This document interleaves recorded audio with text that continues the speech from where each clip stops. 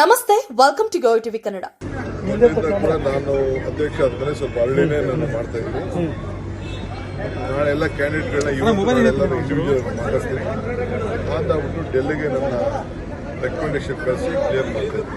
ಬೆಳಗ್ಗೆ ಸಂಸದರ ತೇಜಸ್ವಿ ಸೂರ್ಯ ಅವರು ಇಲ್ಲೇ ಮಾತಾಡಲ್ಲ, ಬೇರೆ ಮಾತಾಡಿ ಸರ್. ತೇಜಸ್ವಿ ಸೂರ್ಯ ಅವರು ಕೆಲವು ಸಲಹೆಗಳನ್ನೆಲ್ಲ ಕೊಟ್ಟಿದ್ದಾರೆ. ಅವರು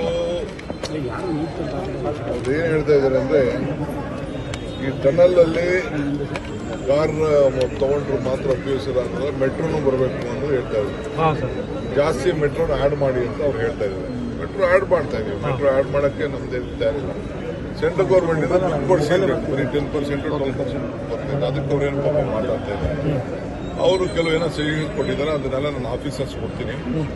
ಆಫೀಸರ್ಸ್ ಕೊಟ್ಟು ಮಾಡ್ತೀನಿ.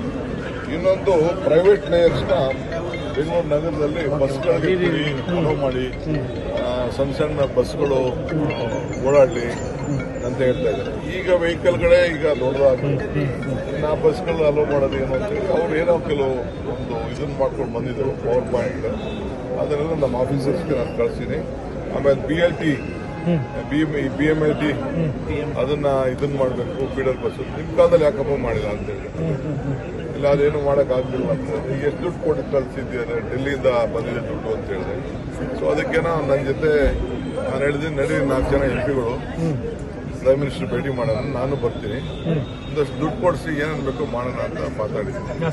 ಸೊ ಅವರು ಟನಲ್ ನಾನು ಹೇಳಿದೆ, ಲಾಲ್ಬಾಗ್ ನೀವು ತಿಳ್ಕೊಂಡಂಗೆ 6 ಎಕರೆ ಎಲ್ಲ ಮಾಡ್ತಾ ಇಲ್ಲ.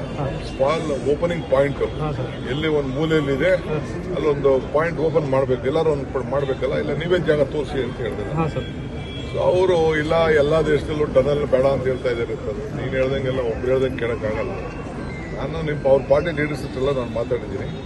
ಆಮೇಲೆ 70% ಪಬ್ಲಿಕ್ ಟ್ರಾನ್ಸ್ಪೋರ್ಟ್ಗೆ ORR BRTS ಮಾಡಬೇಕು ಅಂತ ಹೇಳ್ತಾರೆ. ಈ ಸೆಂಟ್ರಲ್ ಗೌರ್ಮೆಂಟ್ ಕೊಡಬೇಕು ದುಡ್ಡ.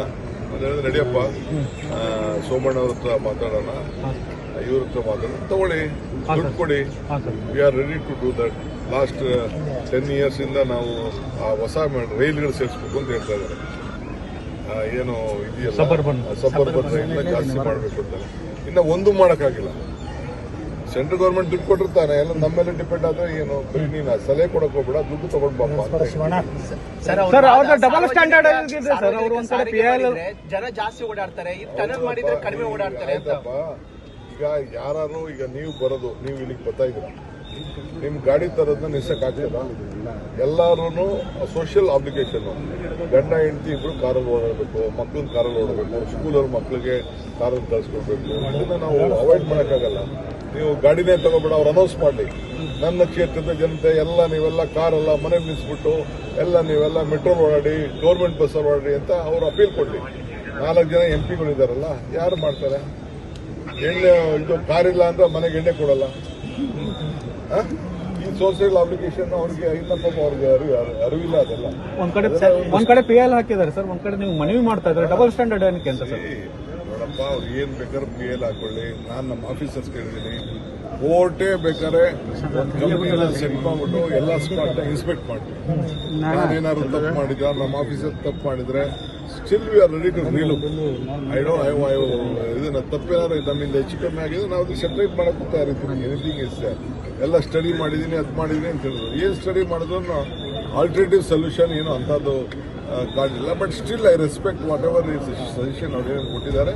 ನಮ್ಮ ಆಫೀಸರ್ಸ್ ಕೊಟ್ಬಿಟ್ಟು ಎಕ್ಸಾಮಿನ್ ಮಾಡಿ ಅವ್ರು ಮಾತಾಡ್ತಾರೆ. ಹಿಂದೆ ಸಂಸದ ತೇಜಸ್ವಿ ಸೂರ್ಯ ಖಾಲಿ ಟ್ರಂಕ್ ಅಂತ ಕರೆದಿದ್ದೀನಿ. ಖಾಲಿ ಟ್ರಂಕ್ ದುಡ್ಡಪ್ಪ, ದುಡ್ಡು ಕೊಡ್ಬೇಕು. ಬರೀ ಮಾತು ಟ್ವೀಟ್ ಮಾಡೋದಾಗುದಿಲ್ಲ. ಪ್ರೈಮ್ ಮಿನಿಸ್ಟರ್ ದುಡ್ಡು ಕೊಡಿಸ್ಬೇಕು.